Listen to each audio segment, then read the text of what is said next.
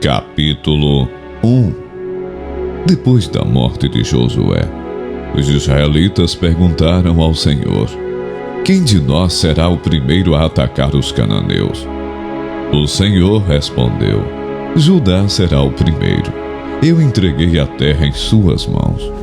Então os homens de Judá disseram aos seus irmãos de Simeão: venham conosco ao território que nos foi designado por sorteio e lutemos contra os cananeus. Iremos com vocês para o território que lhes foi dado. E os homens de Simeão foram com eles.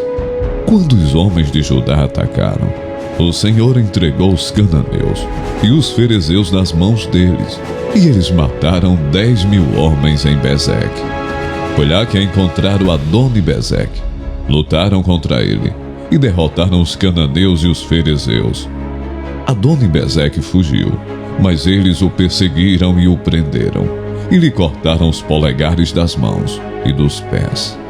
Então Adoni-Bezeque disse: 70 reis com os polegares das mãos e dos pés cortados apanhavam migalhas debaixo da minha mesa.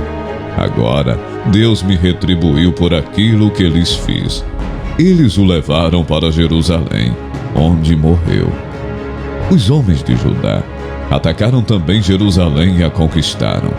Mataram seus habitantes ao fio da espada e a incendiaram. Depois disso, eles desceram para lutar contra os cananeus que viviam na serra, no Neguebe e na Cefelá. Avançaram contra os cananeus que viviam em Hebrom, anteriormente chamada Quiriate-Arba, e derrotaram Sesai, Aimã e Talmai. Dali avançaram contra o povo que morava em Debir, anteriormente chamada Quiriate-Sefer. E disse Calebe: darei minha filha Axa em casamento ao homem que atacar e conquistar Quiriate-Sefer.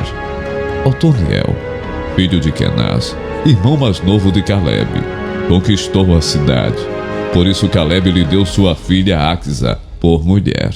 Um dia, quando já vivia com Otoniel, ela o persuadiu a pedir um campo ao pai dela. Assim que ela desceu do jumento, Calebe lhe perguntou: o que você quer? Ela respondeu: dê-me um presente. Já que o Senhor me deu terras no Neguebe, dê-me também fontes de água. Assim Calebe lhe deu as fontes superiores e as inferiores. Os descendentes do sogro de Moisés, o queneu, saíram da cidade das palmeiras com os homens de Judá e passaram a viver entre o povo do deserto de Judá, no Neguebe, perto de Arade. Depois os homens de Judá foram com seus irmãos de Simeão e derrotaram os cananeus, que viviam em Zefate, e destruíram totalmente a cidade. Por essa razão, ela foi chamada Ormá. Os homens de Judá também conquistaram Gaza, Ascalon e Ecrom, com os seus territórios. O Senhor estava com os homens de Judá. Eles ocuparam a Serra Central, mas não conseguiram expulsar os habitantes dos vales, pois estes possuíam carros de guerra feitos de ferro. Conforme Moisés havia prometido, Hebrom foi dada a Calebe, que expulsou de lá os 3 filhos de Enaque. Já os benjamitas deixaram de expulsar os jebuseus, que estavam morando em Jerusalém. Os jebuseus vivem ali com os benjamitas até o dia de hoje. Os homens da tribo de José, por sua vez, atacaram Betel, e o Senhor estava com eles. Enviaram espias a Betel, anteriormente chamada Luz. Quando os espias viram um homem saindo da cidade, disseram-lhe: mostre-nos como entrar na cidade, e nós lhe pouparemos a vida. Ele mostrou como entrar, e eles mataram os habitantes da cidade ao fio da espada, mas pouparam o homem e toda a sua família. Ele foi então para a terra dos Hititas, onde fundou uma cidade e lhe deu o nome de Luz, que é o seu nome até o dia de hoje. Manassés, porém, não expulsou o povo de Bet-Sean, nem o de Taanac, nem o de Dor, nem o de Ibleã, nem o de Megido, nem tampouco dos povoados ao redor dessas cidades, pois os cananeus estavam decididos a permanecer naquela terra. Quando Israel se tornou forte, impôs trabalhos forçados aos cananeus, mas não os expulsou completamente. Efraim também não expulsou os cananeus, que viviam em Gezer, mas os cananeus continuaram a viver entre eles. Nem Zebulon expulsou os cananeus, que viviam em Quitron e em Naolol, mas estes permaneceram entre eles e foram submetidos a trabalhos forçados. Nem Azer expulsou os que viviam em Aco, Sidom, Alabe, Aquisibe, Elba, Afec e Reobe. E por esse motivo, o povo de Azer vivia entre os cananeus que habitavam naquela terra. Nem Naftali expulsou os que viviam em Bet-Semes e em Bet-Anat, mas o povo de Naftali também vivia entre os cananeus que habitavam a terra. E aqueles que viviam em Bet-Semes e em Bet-Anat passaram a fazer trabalhos forçados para eles. Os amorreus confinaram a tribo de Dan à serra central, não permitindo que descessem ao vale. E os amorreus igualmente estavam decididos a resistir no Monte Heres, em Aijalon e em Saalbim. Mas quando as tribos de José ficaram mais poderosas, eles também foram submetidos a trabalhos forçados. A fronteira dos amorreus ia da subida de Acrabim até Selá e mais adiante. Juízes, capítulo 2. O anjo do Senhor subiu de Gilgal a Boquim e disse: Tirei vocês do Egito e os trouxe para a terra que prometi com juramento, que daria a seus antepassados. Eu disse: jamais quebrarei a minha aliança com vocês, e vocês não farão acordo com o povo desta terra, mas demolirão os altares deles. Por que vocês não me obedeceram? Portanto, agora lhes digo que não os expulsarei da presença de vocês. Eles serão seus adversários, e os deuses deles serão uma armadilha para vocês. Quando o anjo do Senhor acabou de falar a todos os israelitas, o povo chorou em alta voz, e ao lugar chamaram Boquim. Ali ofereceram sacrifícios ao Senhor. Depois que Josué despediu os israelitas, eles saíram para ocupar a terra, cada um a sua herança. O povo prestou culto ao Senhor durante toda a vida de Josué e dos líderes que continuaram vivos depois de Josué e que tinham visto todos os grandes feitos que o Senhor realizara em favor de Israel. Josué, filho de Num, servo do Senhor, morreu com a idade de 110 anos. Foi sepultado na terra de sua herança, em Tinat-Heres, nos montes de Efraim, ao norte do monte Gaás. Depois que toda aquela geração foi reunida a seus antepassados, surgiu uma nova geração, que não conhecia o Senhor e o que ele havia feito por Israel. Então os israelitas fizeram o que o Senhor reprova e prestaram culto aos Balaíns. Abandonaram o Senhor, o Deus dos seus antepassados, que os havia tirado do Egito, e seguiram e adoraram vários deuses dos povos ao seu redor, provocando a ira do Senhor. Abandonaram o Senhor e prestaram culto a Baal e aos postes sagrados. A ira do Senhor se acendeu contra Israel, e ele os entregou nas mãos de invasores que os saquearam. Ele os entregou aos inimigos ao seu redor, aos quais já não conseguiam resistir.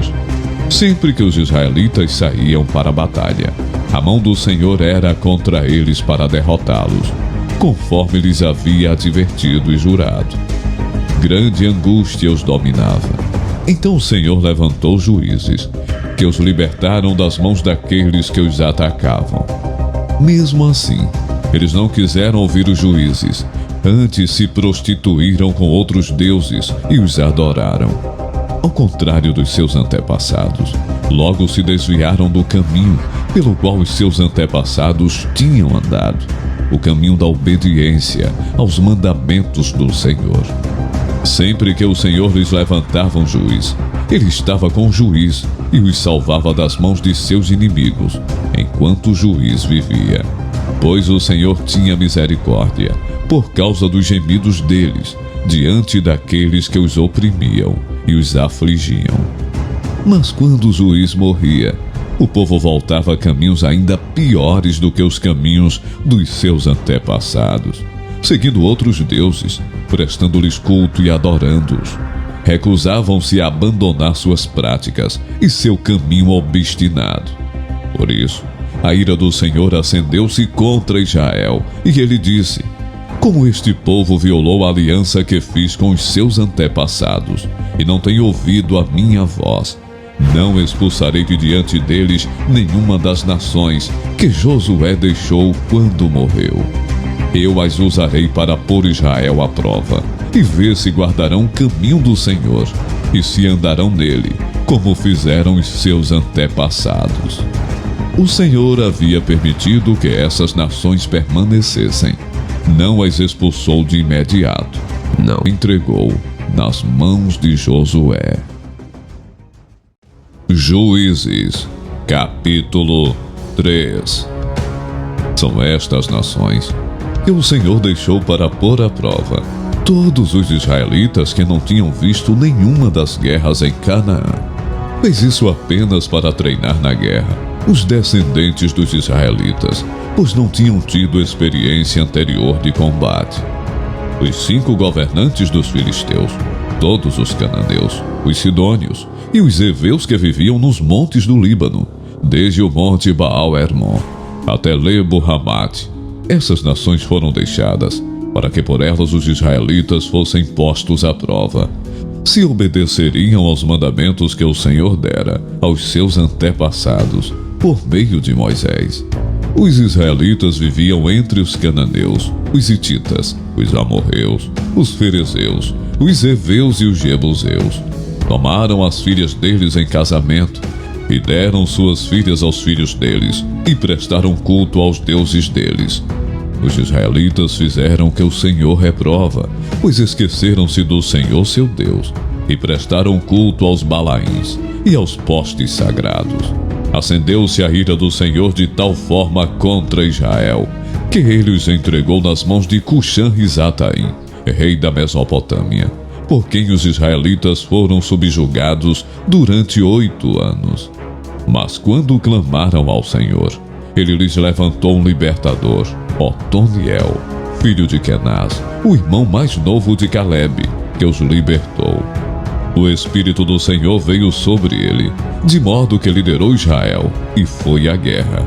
O Senhor entregou Cuxã-Risataim, rei de Arã, nas mãos de Otoniel, que prevaleceu contra ele. E a terra teve paz durante 40 anos, até a morte de Otoniel, filho de Kenaz. Mais uma vez, os israelitas fizeram o que o Senhor reprova, e por isso o Senhor deu a Eglon, rei de Moabe, poder sobre Israel. Conseguindo uma aliança com os amonitas e com os amalequitas, Eglon veio e derrotou Israel e conquistou a cidade das palmeiras. Os israelitas ficaram sob o domínio de Eglon, rei de Moabe, durante 18 anos. Novamente os israelitas clamaram ao Senhor, que lhes deu um libertador chamado Eude, homem canhoto, filho do benjamita Gera. Os israelitas o enviaram com pagamento de tributos a Eglon, rei de Moabe. Eude havia feito uma espada de 2 gumes, de 45 centímetros de comprimento, e a tinha amarrado na coxa direita, debaixo da roupa. Ele entregou o tributo a Eglon, rei de Moabe, homem muito gordo. Em seguida, Eude mandou embora os carregadores, junto aos ídolos que estão perto de Gilgal. Ele voltou e disse: tenho uma mensagem secreta para ti, ó rei. O rei respondeu: calado. E todos os seus auxiliares saíram de sua presença. Eude aproximou-se do rei, que estava sentado sozinho na sala superior do palácio de verão, e repetiu: tenho uma mensagem de Deus para ti. Quando o rei se levantou do trono, Eude estendeu a mão esquerda, apanhou a espada de sua coxa direita e cravou-a na barriga do rei. Até o cabo penetrou com a lâmina, e como não tirou a espada, a gordura se fechou sobre ela. Então Eude saiu para o pórtico, depois de fechar e trancar as portas da sala, atrás de si. Depois que ele saiu, Vieram os servos e encontraram trancadas as portas da sala superior, e disseram: ele deve estar fazendo suas necessidades em seu cômodo privativo. Cansaram-se de esperar, e como ele não abria a porta da sala, pegaram a chave e a abriram, e lá estava o seu senhor, caído no chão, morto. Enquanto esperavam, Ehud escapou, passou pelos ídolos e fugiu para Seirá. Quando chegou, tocou a trombeta dos montes de Efraim, e os israelitas desceram dos montes, com ele à sua frente. Sigam-me, ordenou, pois o Senhor entregou Moabe, o inimigo de vocês, em suas mãos. Eles o seguiram e tomaram posse do lugar de passagem do Jordão, que levava a Moabe, e não deixaram ninguém atravessar o rio. Naquela ocasião, mataram cerca de 10.000 moabitas, todos eles fortes e vigorosos, nenhum só homem escapou. Naquele dia Moabe foi subjugado por Israel, e a terra teve paz durante 80 anos. Depois de Ehud veio Sangar, filho de Anate, que matou 600 filisteus com uma guilhada de bois. Ele também libertou Israel.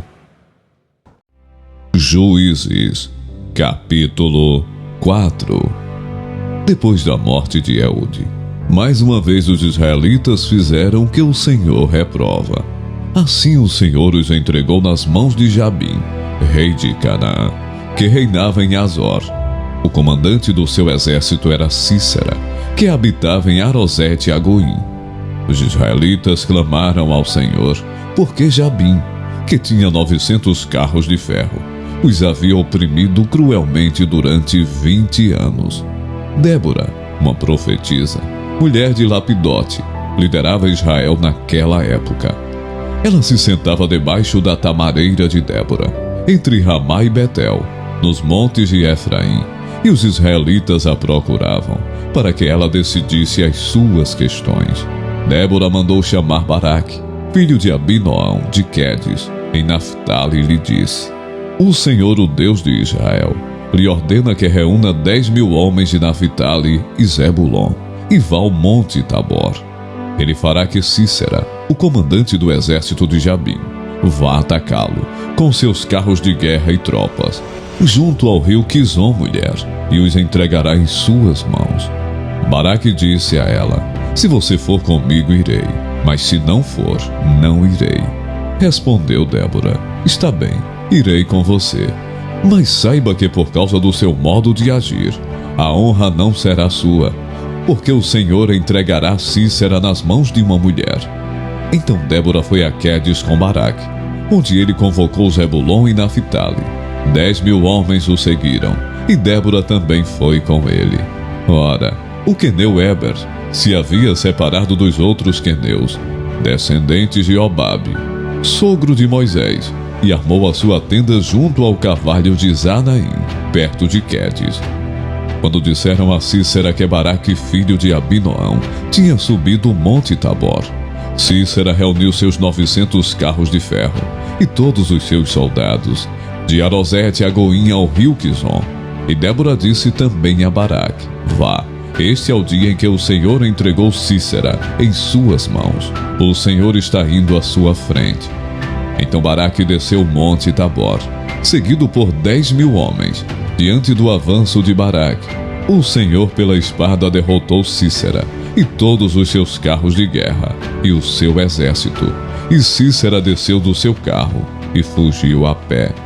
Baraque perseguiu os carros de guerra e o exército até Arosete-Agoim. Todo o exército de Sísera caiu ao fio da espada. Não sobrou um só homem.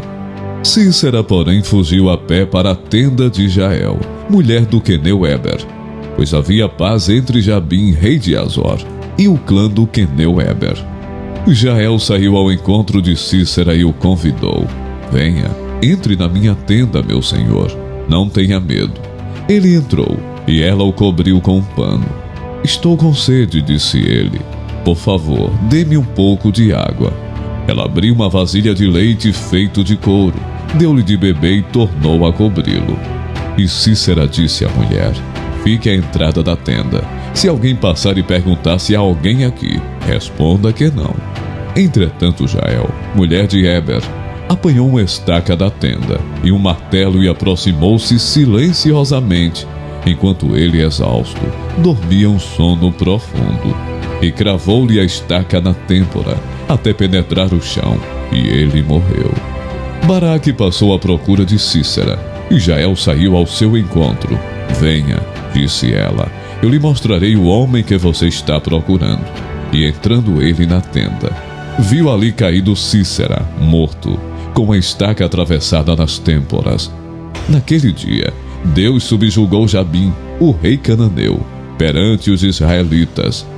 E os israelitas atacaram cada vez mais a Jabim, o rei cananeu, até que eles o destruíram. Juízes, capítulo 5. Naquele dia, Débora e Baraque, filho de Abinoão, entoaram este cântico. Consagraram-se para a guerra os chefes de Israel. Voluntariamente o povo se apresenta. Louvem, louvem o Senhor. Ouçam, ó reis, governantes, escutem. Cantarei ao Senhor, cantarei. Comporei músicas ao Senhor, ao Deus de Israel. Ó Senhor, quando saíste de Seir, quando marchaste desde os campos de Edom, a terra estremeceu, os céus gotejaram, as nuvens despejaram água. Os montes tremeram perante o Senhor, o Deus do Sinai, perante o Senhor, o Deus de Israel. Nos dias de Sangar, filho de Anate, nos dias de Jael, as estradas estavam desertas. Os que viajavam seguiam caminhos tortuosos. Já tinham desistido os camponeses de Israel. Já tinham desistido, até que eu, Débora, me levantei. Levantou-se uma mãe em Israel. Quando escolheram novos deuses, a guerra chegou às portas, e não se via um só escudo ou lança entre 40.000 de Israel. Meu coração está com os comandantes de Israel, com os voluntários dentre o povo. Louvem o Senhor. Vocês que cavalgam em brancos jumentos, assentam-se em ricos tapetes, que caminham pela estrada, considerem. Mais alto que a voz dos que distribuem água junto aos bebedouros. Recitem-se os justos feitos do Senhor, os justos feitos em favor dos camponeses de Israel. Então o povo do Senhor desceu às portas. Desperte, Débora, desperte, desperte, desperte, e rompa em cânticos. Levante-se, Baraque, leve presos os seus prisioneiros, ó filho de Abinoão. Então desceram os restantes e foram aos nobres. O povo do Senhor veio a mim contra os poderosos. Alguns vieram de Efraim, das raízes de Amaleque. Benjamim estava com o povo que seguiu você. De Maquir desceram comandantes. De Zebulon, os que levam a vara de oficial. Os líderes de Issacar estavam com Débora. Sim, Issacar também estava com Baraque, apresentando-se após ele até o vale. Nas divisões de Ruben houve muita inquietação, porque vocês permaneceram entre as fogueiras, a ouvir o balido dos rebanhos. Nas divisões de Ruben houve muita indecisão. Gileade permaneceu do outro lado do Jordão, e Dan, porque se deteve junto aos navios. Azer permaneceu no litoral, e em suas enseadas ficou. O povo de Zebulon arriscou a vida, como fez Naftali, nas altas regiões do campo. Vieram reis e lutaram. Os reis de Canaã lutaram em Taanac, junto às águas do Megido, mas não levaram prata alguma, despojo algum. Desde o céu lutaram as estrelas, desde as suas órbitas lutaram contra Sísera. O rio Quizon os levou, o antigo rio, o rio Quizon. Avante, minha alma, seja forte. Os cascos dos cavalos faziam tremer o chão. Galopavam, galopavam os seus poderosos cavalos. Amaldiçoem Meroz, disse o anjo do Senhor. Amaldiçoem o seu povo, pois não vieram ajudar o Senhor contra os poderosos. Que Jael seja a mais bendita das mulheres. Jael, mulher de Eber, o queneu, seja ela bendita entre as mulheres que habitam em tendas. Ele pediu água, e ela lhe deu leite, numa tigela digna de príncipes. Trouxe-lhe corralhada. Ela estendeu a mão, e apanhou a estaca da tenda, e com a mão direita o martelo do trabalhador. Golpeou Cícera, esmigalhou sua cabeça, esmagou e traspassou suas têmporas. Aos seus pés ele se curvou, caiu, e ali ficou prostrado. Aos seus pés ele se curvou e caiu. Onde caiu, ali ficou morto. Pela janela olhava a mãe de Cícera. Atrás da grade ela exclamava: por que o seu carro se demora tanto? Por que custa chegar o ruído de seus carros? As mais sábias de suas damas responderam, e ela continuava falando consigo mesma: estarão achando e repartindo os despojos? Uma moça ou duas moças para cada homem, roupas coloridas como despojo para Cícera, roupas coloridas e bordadas, tecidos bordados para o meu pescoço, tudo isso como despojo? Assim pereçam todos os teus inimigos, ó Senhor, mas os que te amam sejam como o sol quando se levanta na sua força. E a terra teve paz durante 40 anos. Juízes, capítulo 6. De novo os israelitas fizeram o que o Senhor reprova, e durante 7 anos ele os entregou nas mãos dos midianitas. Os midianitas dominaram Israel. Por isso os israelitas fizeram para si esconderijos nas montanhas, nas cavernas e nas fortalezas. Sempre que os israelitas faziam as suas plantações, os midianitas, os amalequitas e outros povos da região a leste deles as invadiam. Acampavam na terra e destruíam as plantações ao longo de todo o caminho, até Gaza, e não deixavam nada vivo em Israel, nem ovelhas, nem gado, nem jumentos. Eles subiam trazendo os seus animais e suas tendas, e vinham como enxames de gafanhotos. Era impossível contar os homens e os seus camelos. Invadiam a terra para devastá-la. Por causa de Midian, Israel empobreceu tanto que os israelitas clamaram por socorro ao Senhor. Quando os israelitas clamaram ao Senhor por causa de Midian, ele lhes enviou um profeta que disse: assim diz o Senhor, o Deus de Israel: tirei vocês do Egito, da terra da escravidão. Eu os livrei do poder do Egito e das mãos de todos os seus opressores. Expulsei-os e dei a vocês a terra deles. E também disse a vocês: eu sou o Senhor, o seu Deus. Não adorem os deuses dos amorreus, em cuja terra vivem, mas vocês não me deram ouvidos. Então o anjo do Senhor veio e sentou-se sobre a grande árvore de Ofra, que pertencia ao abiezrita Joás.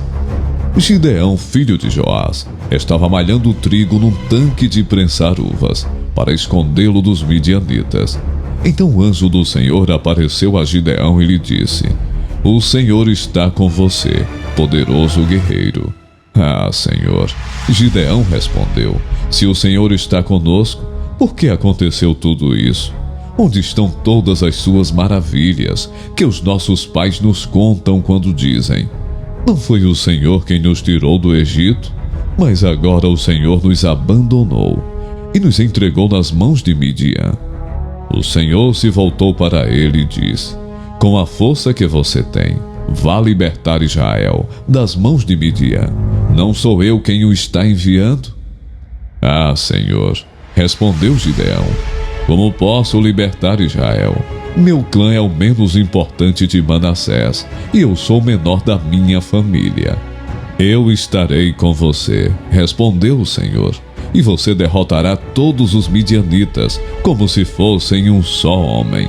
E Gideão prosseguiu: se de fato posso contar com teu favor, dá-me um sinal de que és tu que está falando comigo. Peço-te que não vais embora, até que eu volte e traga a minha oferta e a coloque diante de ti. E o Senhor respondeu: esperarei até você voltar. Gideão foi para casa, preparou um cabrito e com uma arroba de farinha fez pães sem fermento.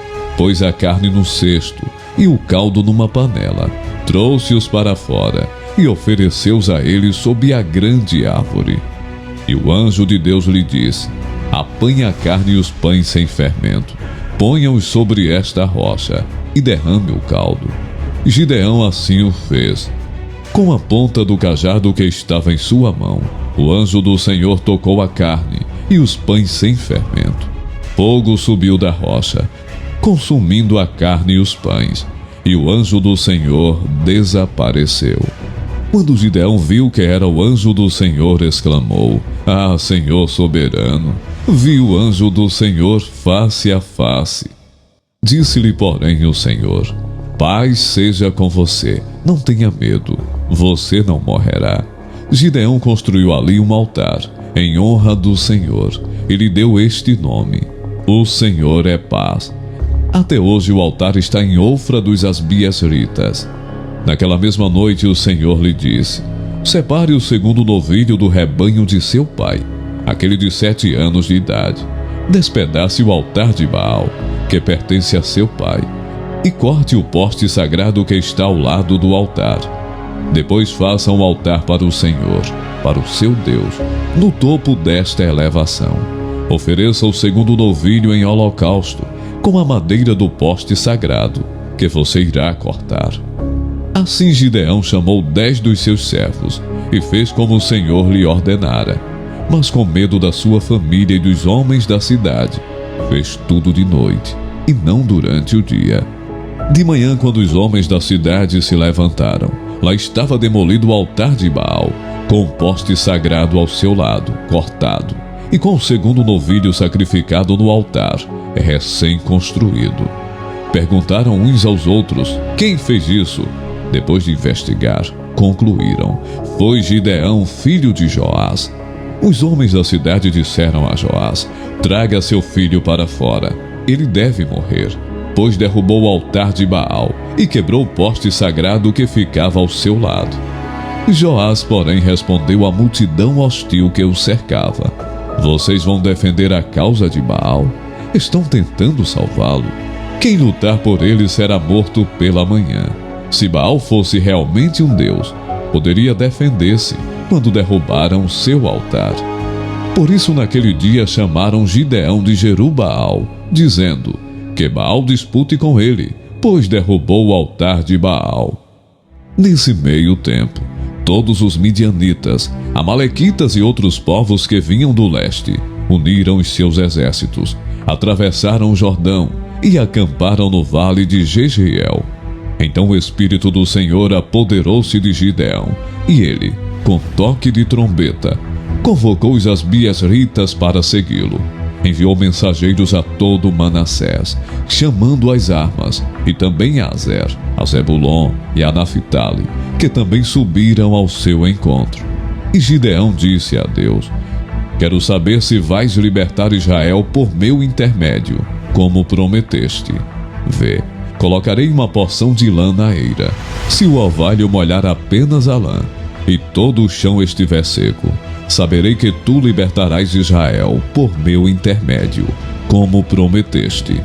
E assim aconteceu. Gideão levantou-se logo cedo no dia seguinte, torceu a lã e encheu uma tigela de água do orvalho. Disse ainda Gideão a Deus: não se acenda a tua ira contra mim. Deixa-me fazer só mais um pedido. Permite-me fazer mais um teste com a lã. Desta vez faze ficar seca a lã e o chão coberto de orvalho. E Deus assim fez naquela noite. Somente a lã estava seca, o chão estava todo coberto de orvalho. Juízes, capítulo 7. De madrugada Jerubbaal, isto é, Gideão, e todo o seu exército acampou junto à fonte de Arode. O acampamento de Midian estava ao norte deles no vale, perto do monte Moré. E o Senhor disse a Gideão: você tem gente demais para eu entregar Midian nas suas mãos, a fim de que Israel não se orgulhe contra mim, dizendo que a sua própria força o libertou. Anuncie, pois, ao povo que todo aquele que estiver tremendo de medo poderá ir embora, do monte Gileade. 22.000 homens partiram, e ficaram apenas 10.000. Mas o Senhor tornou a dizer a Gideão: ainda há gente demais. Desça com eles à beira d'água, e eu separarei os que ficarão com você. Se eu disser, este irá com você, ele irá. Mas se eu disser, este não irá com você, ele não irá. Assim Gideão levou os homens à beira d'água, e o Senhor lhe disse: separe os que beberem a água lambendo-a, como faz o cachorro, daqueles que se ajoelharem para beber. O número dos que lamberam a água, levando-a com as mãos à boca, foi de 300 homens. Todos os demais se ajoelharam para beber. O Senhor disse a Gideão: com os 300 homens que lamberam a água, livrarei vocês e entregarei os midianitas nas suas mãos. Mande para casa todos os outros homens. Gideão mandou os israelitas para as suas tendas, mas reteve os 300, e estes ficaram com as provisões e as trombetas dos que partiram. O acampamento de Midian ficava abaixo deles no vale. Naquela noite o Senhor disse a Gideão: levante-se e desça ao acampamento, pois vou entregá-lo nas suas mãos. Se você está com medo de atacá-los, desça ao acampamento com seu servo Pura, e ouça o que estiverem dizendo. Depois disso, você terá coragem para atacar. Então ele e o seu servo Pura desceram até os postos avançados do acampamento. Os midianitas, os amalequitas e todos os outros povos que vinham do leste haviam se instalado no vale. Eram numerosos como nuvens de gafanhotos. Assim como não se pode contar a areia da praia, também não se podia contar os seus camelos. Gideão chegou bem no momento em que um homem estava contando seu sonho a um amigo. Tive um sonho, dizia ele. Um pão de cevada vinha rolando dentro do acampamento midianita e atingiu a tenda com tanta força que ela tombou e se desmontou. Seu amigo respondeu: não pode ser outra coisa senão a espada de Gideão, filho de Joás, o israelita. Deus entregou os midianitas e todo o acampamento nas mãos dele. Quando Gideão ouviu o sonho e a sua interpretação, adorou a Deus. Voltou para o acampamento de Israel e gritou: levantem-se, o Senhor entregou o acampamento midianita nas suas mãos. Dividiu os 300 homens em 3 companhias, pôs nas mãos de todos eles trombetas e jarros vazios, com tochas dentro. E ele lhes disse: observem-me, façam o que eu fizer. Quando eu chegar à extremidade do acampamento, façam o que eu fizer. Quando eu e todos os que estiverem comigo tocarmos as nossas trombetas ao redor do acampamento, toquem as suas e gritem: pelo Senhor e por Gideão. Gideão e os 100 homens que o acompanhavam chegaram aos postos avançados do acampamento, pouco depois da meia-noite. Assim que foram trocadas as sentinelas, tocaram as suas trombetas e quebraram os jarros que tinham nas mãos. As 3 companhias tocaram as trombetas e despedaçaram jarros, empunhando as tochas com a mão esquerda e as trombetas com a direita. Gritaram: a espada, pelo Senhor e por Gideão. Cada homem mantinha sua posição em torno do acampamento, e todos os midianitas fugiam correndo e gritando. Quando as 300 trombetas soaram, o Senhor fez que em todo o acampamento os homens se voltassem uns contra os outros com as suas espadas. Mas muitos fugiram para Bet-Sita, na direção de Zererá, até a fronteira de Abel-Meolá, perto de Tabate. Os israelitas de Naphtali, de Azer e todo o Manassés foram convocados e perseguiram os midianitas. Gideão enviou mensageiros a todos os montes de Efraim, dizendo: desçam para atacar os midianitas e cerquem as águas do Jordão, à frente deles até Bet-bara. Foram, pois, convocados todos os homens de Efraim, e eles ocuparam as águas do Jordão até Bet-bara. Eles prenderam 2 líderes midianitas, Oreb e Zeeb. Mataram Oreb na rocha de Oreb e Zeeb no tanque de prensar uvas de Zeeb. E depois de perseguir os midianitas, trouxeram a cabeça de Oreb e a de Zeeb a Gideão, que estava do outro lado do Jordão. Juízes, capítulo 8. Os efraimitas perguntaram então a Gideão: por que você nos tratou dessa forma? Por que não nos chamou quando foi lutar contra Midian? E o criticaram duramente. Ele, porém, lhes respondeu: que é que eu fiz em comparação com vocês? O resto das uvas de Efraim não são melhores do que toda a colheita de Abiezer? Deus entregou os líderes midianitas Oreb e Zeeb nas mãos de vocês. O que pude fazer não se compara com o que vocês fizeram. Diante disso, acalmou-se a indignação deles contra Gideão. Gideão e seus 300 homens, já exaustos, continuaram a perseguição.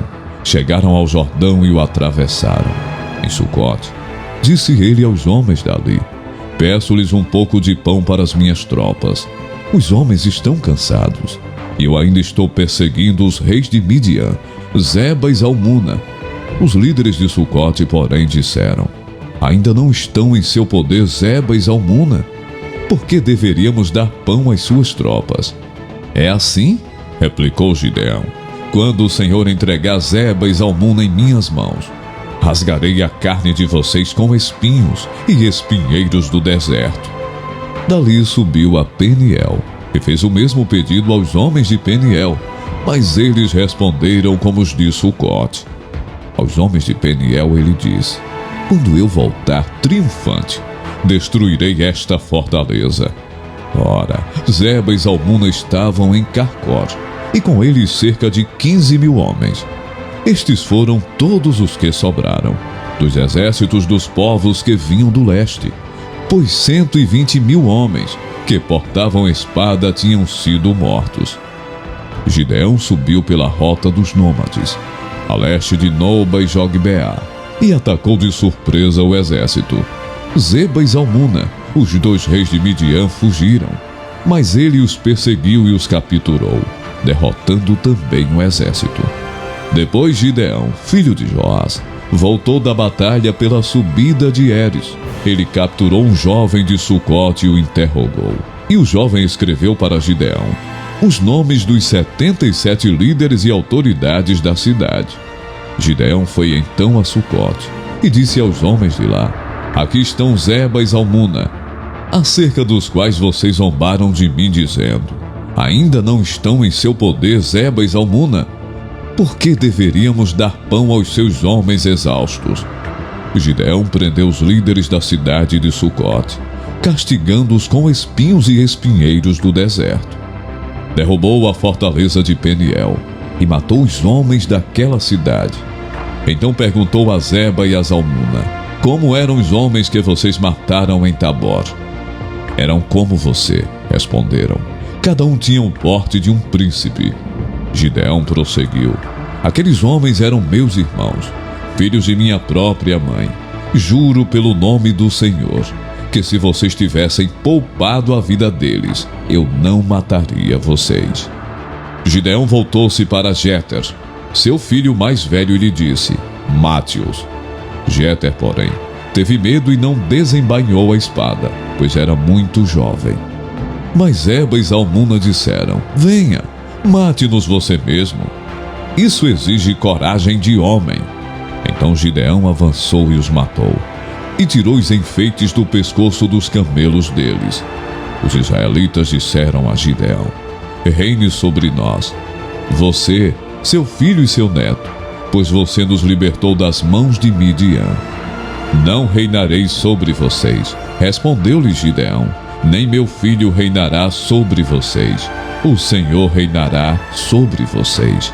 E prosseguiu: só lhes faço um pedido, que cada um de vocês me dê um brinco da sua parte dos despojos. Os ismaelitas costumavam usar brincos de ouro. Eles responderam: de boa vontade os daremos a você.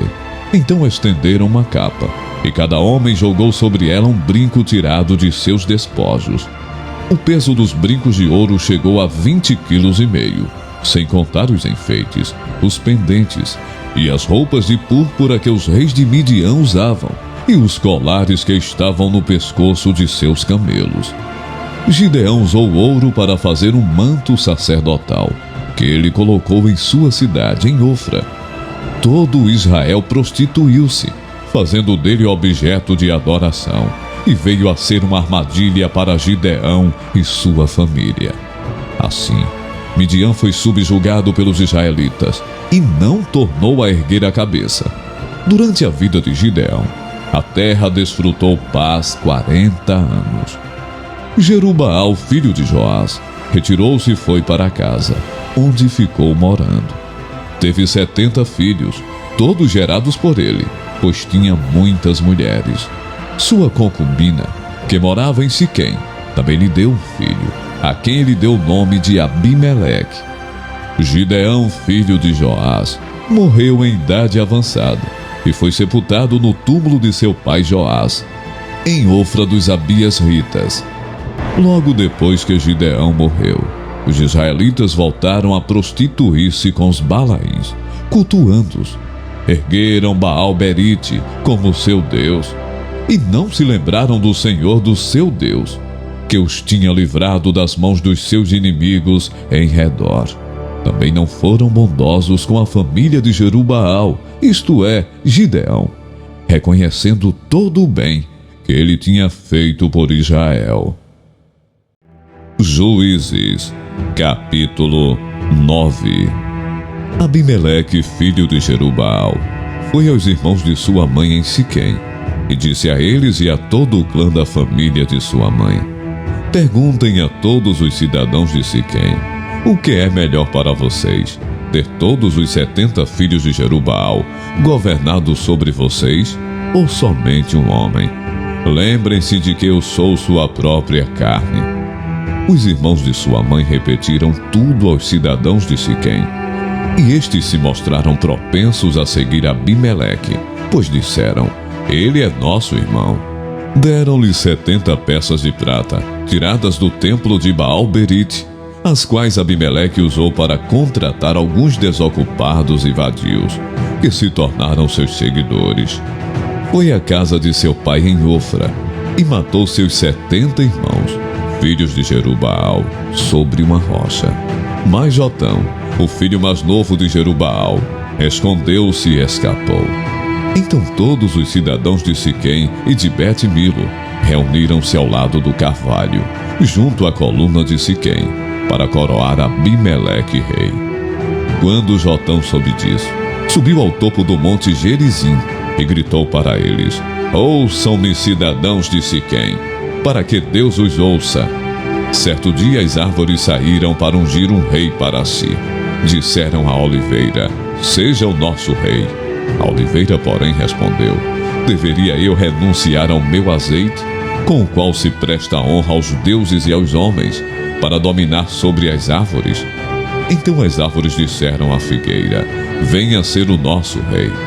A figueira, porém, respondeu: deveria eu renunciar ao meu fruto saboroso e doce, para dominar sobre as árvores? Depois as árvores disseram à videira: venha ser o nosso rei. A videira, porém, respondeu: deveria eu renunciar ao meu vinho, que alegra os deuses e os homens, para ter domínio sobre as árvores? Finalmente todas as árvores disseram ao espinheiro: venha ser o nosso rei. O espinheiro disse às árvores: se querem realmente ungir-me rei sobre vocês, venham abrigar-se à minha sombra. Do contrário, sairá fogo do espinheiro e consumirá até os cedros do Líbano. Será que vocês agiram de fato com sinceridade quando fizeram Abimeleque rei? Foram justos com Jerubaal e sua família, como ele merecia? Meu pai lutou por vocês e arriscou a vida para livrá-los das mãos de Midian. Hoje, porém, vocês se revoltaram contra a família de meu pai, mataram seus 70 filhos sobre a mesma rocha e proclamaram Abimeleque, o filho de sua escrava, rei sobre os cidadãos de Siquém. pelo fato de ser irmão de vocês. Se hoje vocês de fato agiram com sinceridade para com Jerubaal e sua família, alegrem-se com Abimeleque, e alegre-se ele com vocês. Entretanto, se não foi assim, que saia fogo de Abimeleque, e consuma os cidadãos de Siquém e de Bet-Milo, e que saia fogo dos cidadãos de Siquém e de Bet-Milo, e consuma Abimeleque. Depois Jotão fugiu para Beer, e foi morar ali, longe de seu irmão Abimeleque. Fazia 3 anos que Abimeleque governava Israel, quando Deus enviou um espírito maligno entre Abimeleque e os cidadãos de Siquém. Estes agiram traiçoeiramente contra Abimeleque. Isso aconteceu para que o crime contra os 70 filhos de Jerubaal, o derramamento do sangue deles, fosse vingado em seu irmão Abimeleque e nos cidadãos de Siquém, que o ajudaram a assassinar os seus irmãos.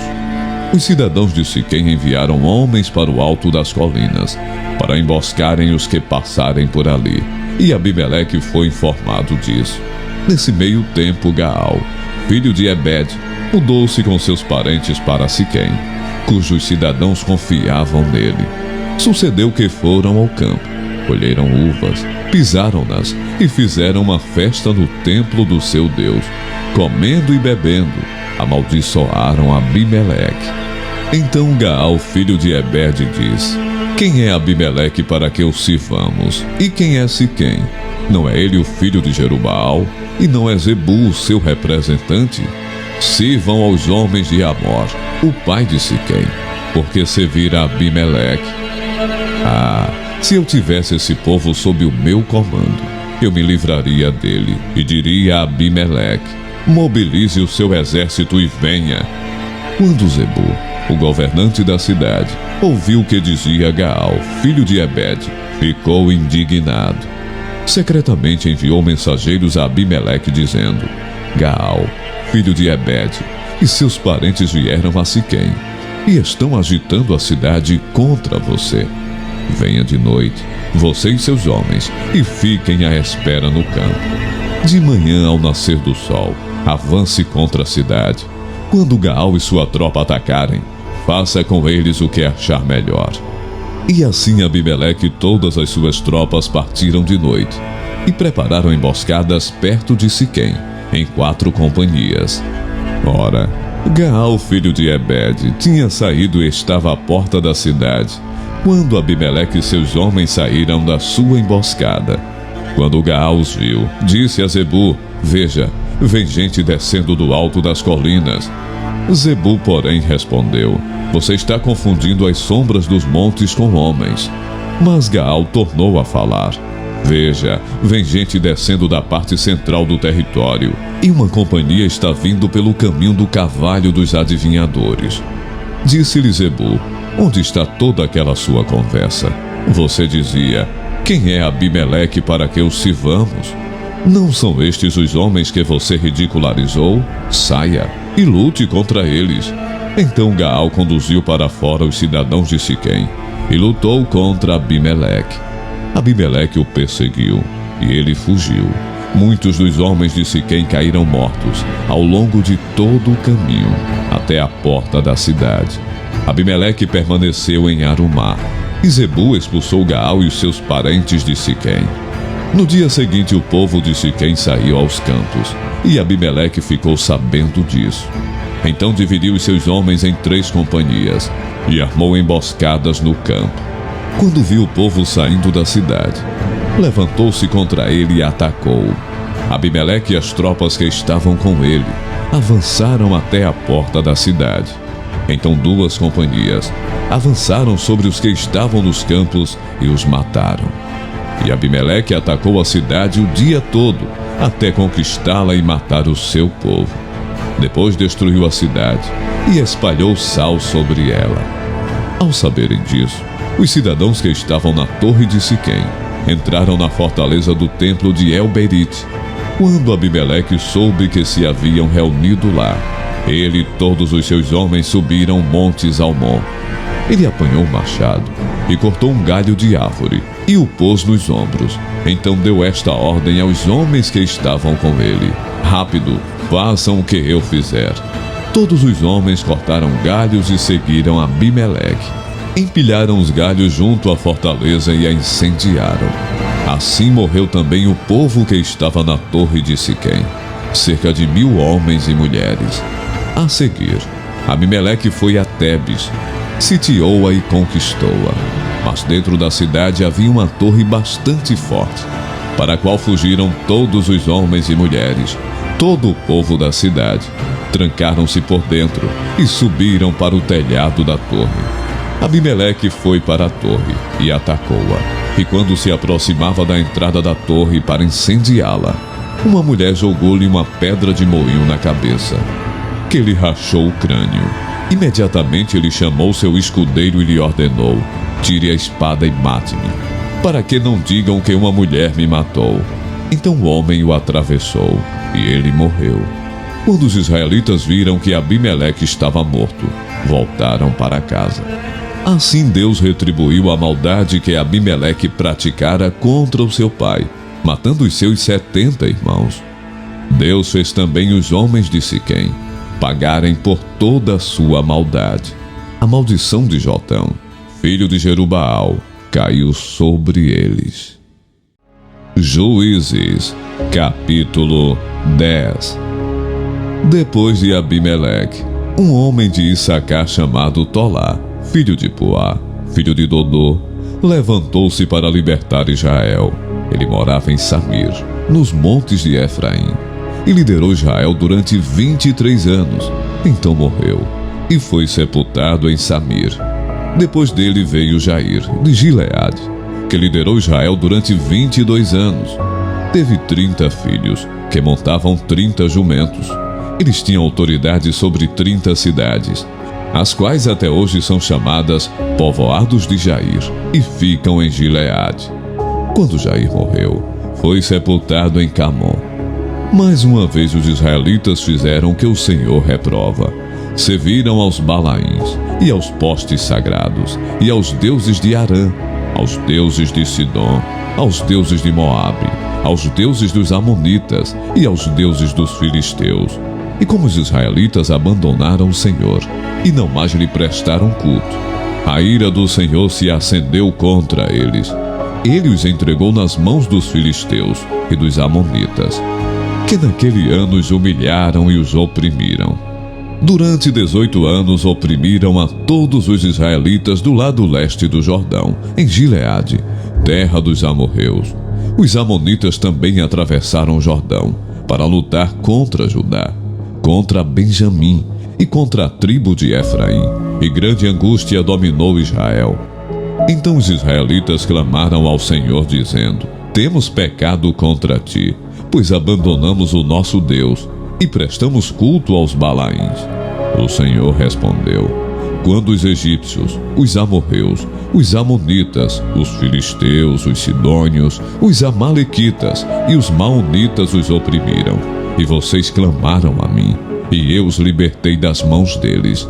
Mas vocês me abandonaram e prestaram culto a outros deuses. Por isso não os livrarei mais.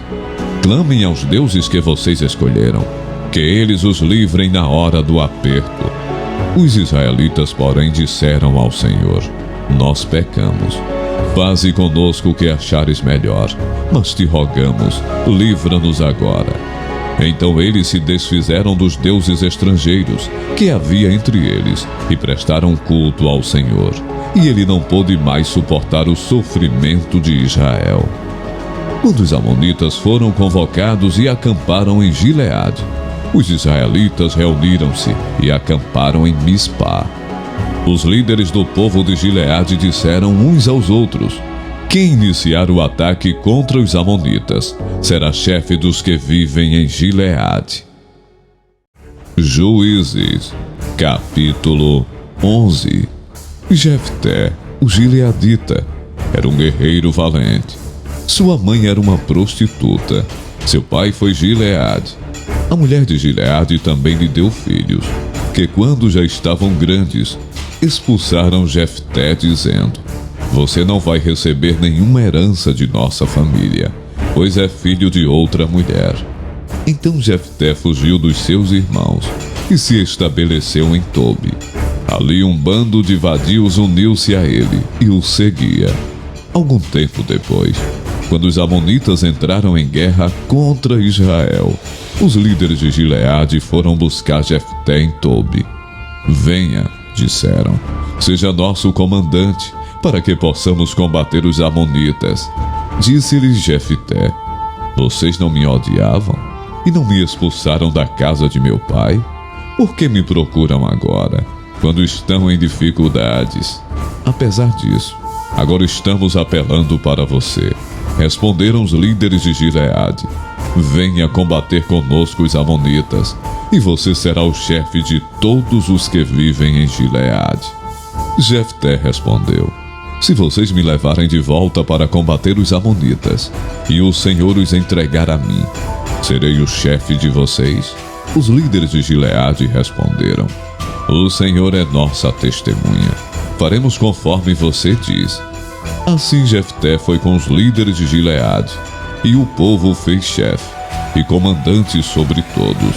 E ele repetiu perante o Senhor em Mispá todas as palavras que tinha dito. Jefté enviou mensageiros ao rei amonita com a seguinte pergunta: que é que tens contra nós para ter atacado a nossa terra? O rei dos amonitas respondeu aos mensageiros de Jefté: quando Israel veio do Egito, tomou as minhas terras, desde o Arnon até o Jaboque e até o Jordão. Agora devolvam-me essas terras pacificamente. Jefté mandou de novo mensageiros ao rei amonita, dizendo: assim diz Jefté: Israel não tomou a terra de Moabe, e tampouco a terra dos amonitas. Quando veio do Egito, Israel foi pelo deserto, até o Mar Vermelho, e daí para Cádiz. Então Israel enviou mensageiros ao rei de Edom, dizendo: deixa-nos atravessar a sua terra. Mas o rei de Edom não quis ouvi-lo. Enviou mesmo o pedido ao rei de Moabe, e ele também não consentiu. Assim Israel permaneceu em Cádiz. Em seguida os israelitas viajaram pelo deserto e contornaram Edom e Moabe. Passaram a leste de Moabe e acamparam do outro lado do Arnon. Não entraram no território de Moabe, pois o Arnon era a sua fronteira. Depois Israel enviou mensageiros a Seom, rei dos amorreus em Esbom, e lhe pediu: deixa-nos atravessar a tua terra, para irmos ao lugar que nos pertence. Seom, porém, não acreditou que Israel fosse apenas atravessar o seu território.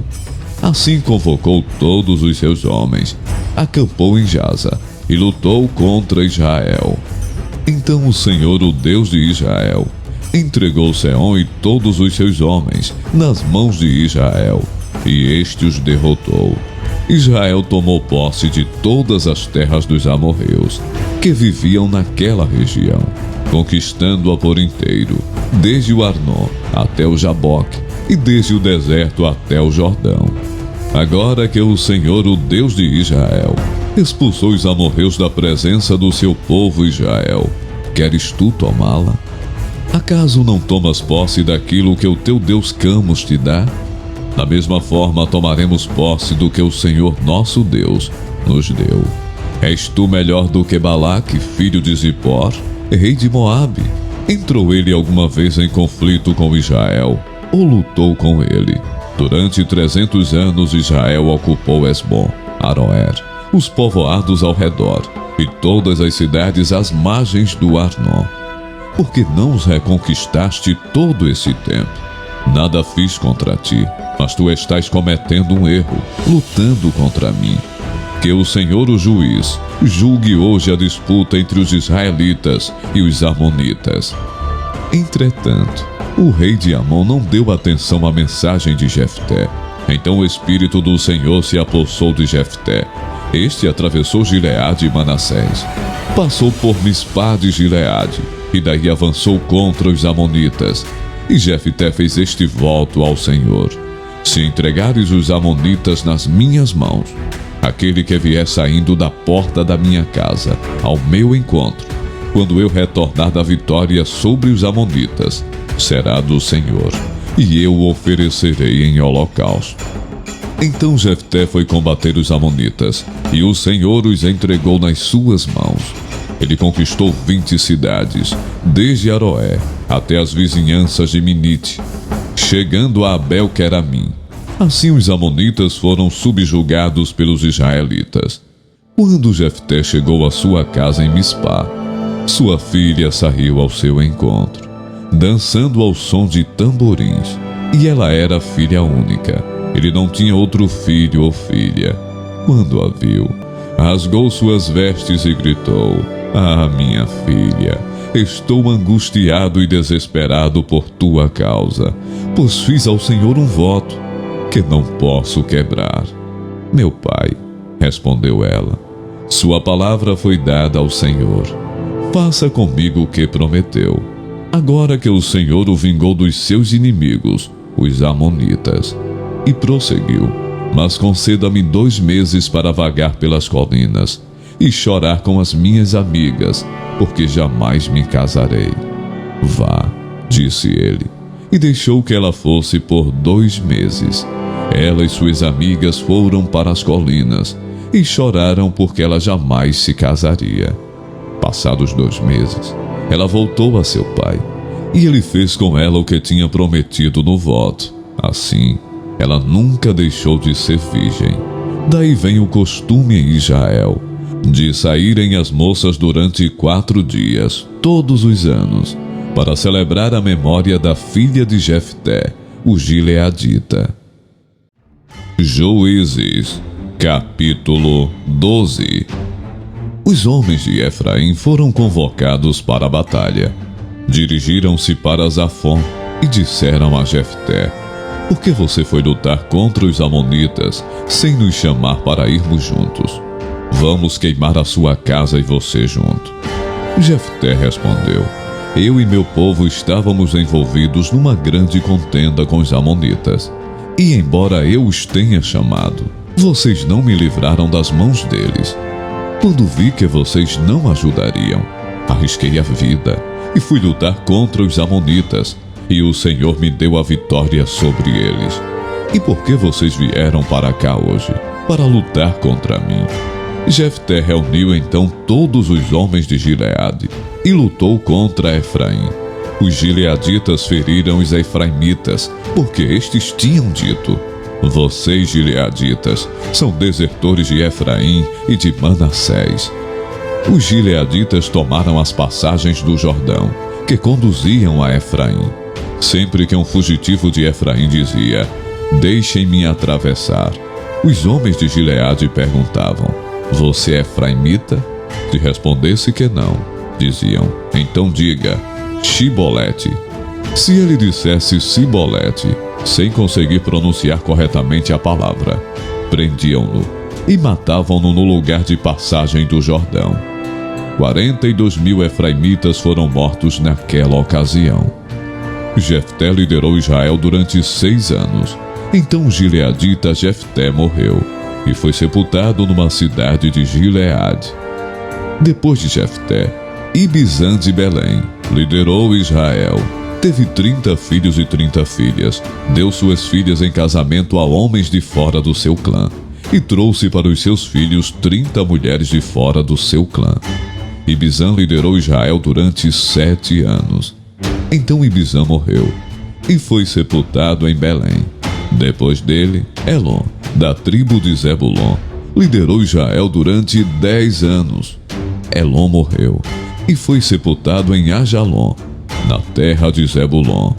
Depois dele, Abidom, filho de Hilel, de Piratom, liderou Israel. Teve 40 filhos e 30 netos, que montavam 70 jumentos. Abidom liderou Israel durante 8 anos.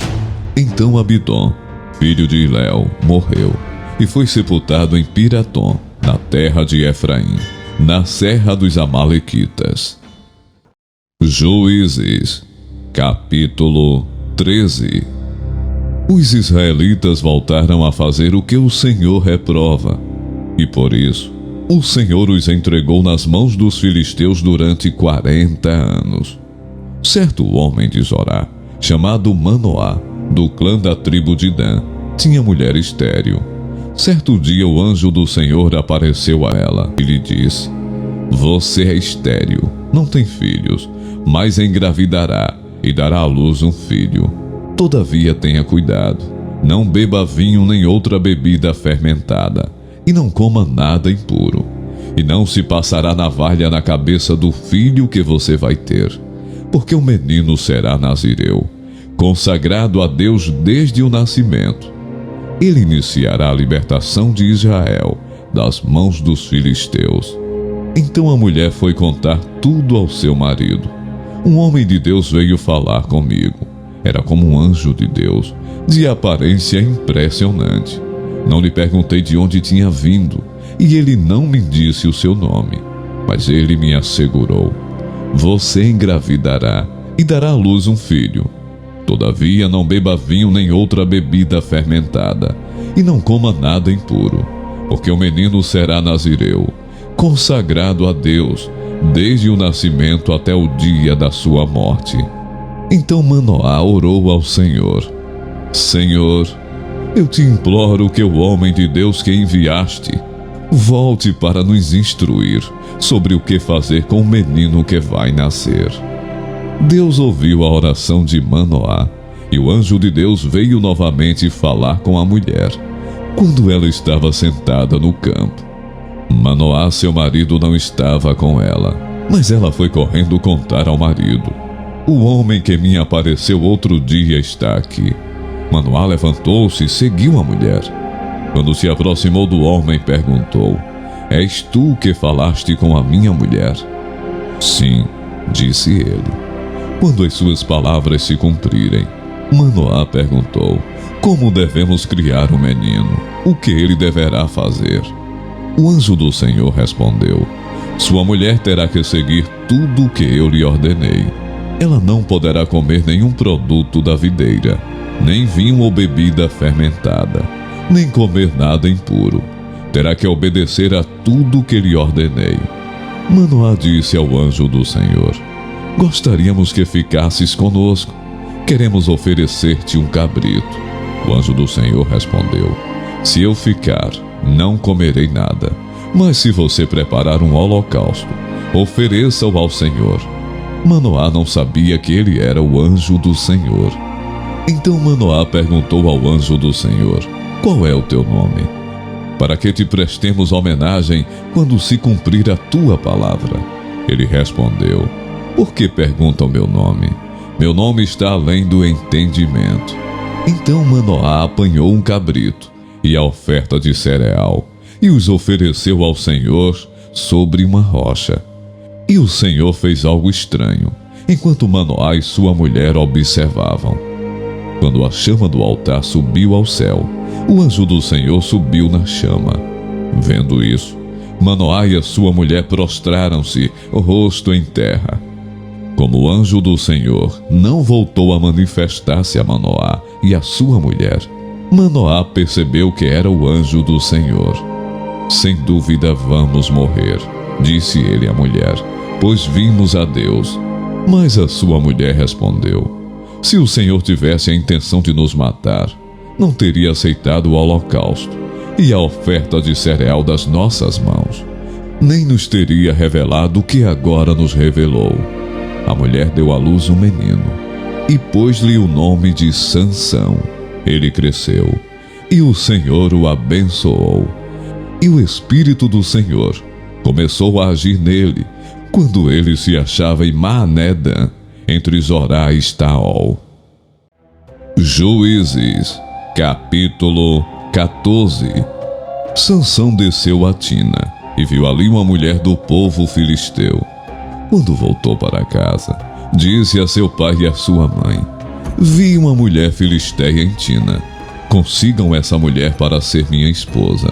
Seu pai e sua mãe lhe perguntaram: Será que não há mulher entre os seus parentes ou entre todo o seu povo?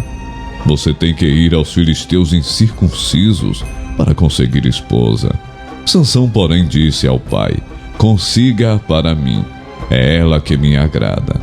Seus pais não sabiam que isso vinha do Senhor, que buscava ocasião contra os filisteus, pois naquela época eles dominavam Israel. Sansão foi para Tina com seu pai e sua mãe. Quando se aproximavam das vinhas de Tina, de repente um leão forte veio rugindo na direção dele. O Espírito do Senhor apossou-se de Sansão, e ele, sem nada nas mãos, rasgou o leão como se fosse um cabrito, mas não contou nem ao pai, nem à mãe o que fizera.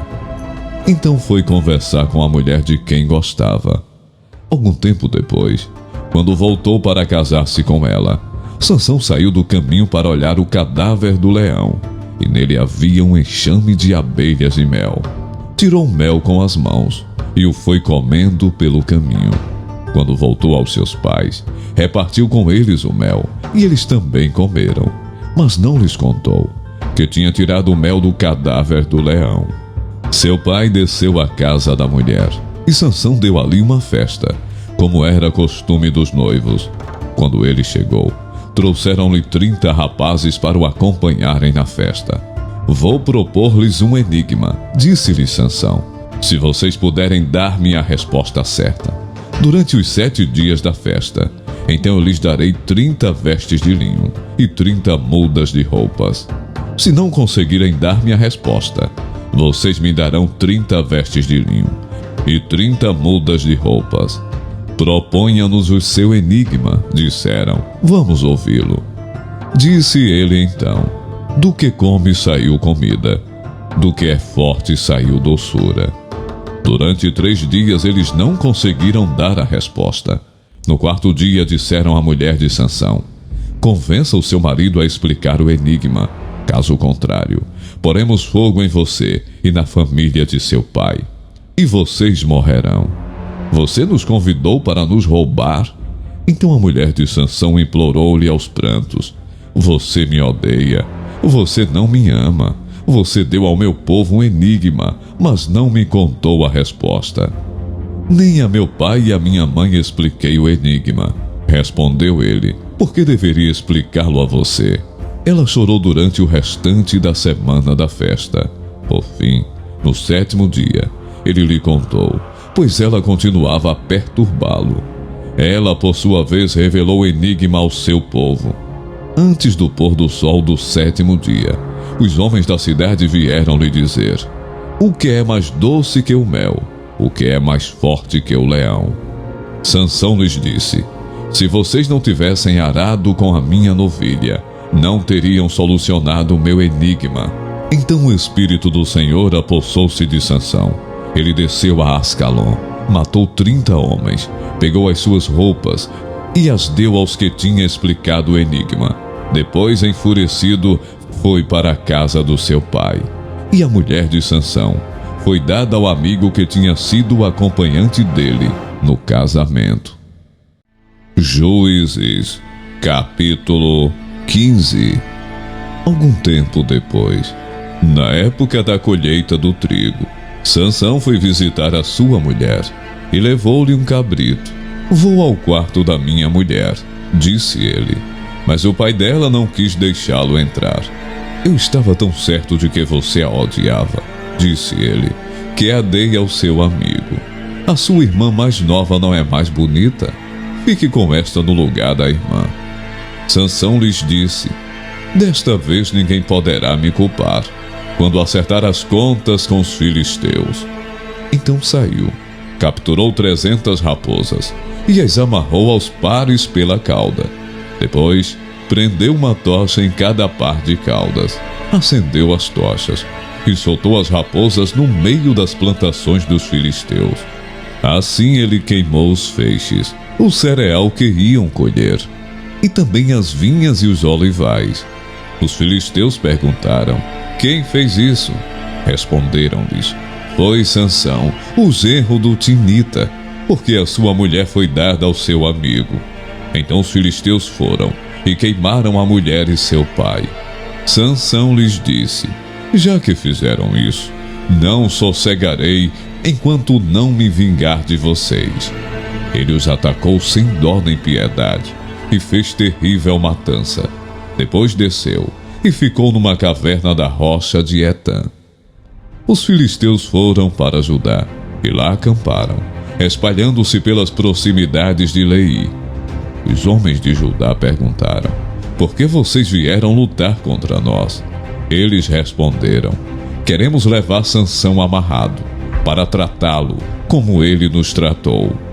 3.000 homens de Judá desceram então à caverna da rocha de Etã e disseram a Sansão: você não sabe que os filisteus dominam sobre nós? Você viu o que nos fez? Ele respondeu: fiz a eles apenas o que eles me fizeram. Disseram-lhe: viemos amarrá-lo para entregá-lo aos filisteus. Sansão disse: jurem-me que vocês mesmos não me matarão. Certamente que não, responderam. Somente vamos amarrá-lo e entregá-lo nas mãos deles. Não o mataremos. E o prenderam com 2 cordas novas e o fizeram sair da rocha. Quando ia chegando a Leí, os filisteus foram ao encontro dele aos gritos, mas o Espírito do Senhor apossou-se dele. As cordas em seus braços se tornaram como fibra de linho queimada, e os laços caíram das suas mãos. Encontrando a carcaça de um jumento, pegou a queixada e com ela matou 1.000 homens.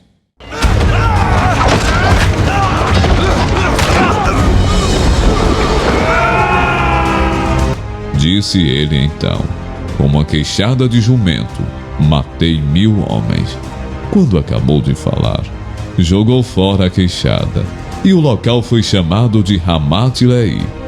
Sansão estava com muita sede e clamou ao Senhor: deste pela mão de teu servo esta grande vitória.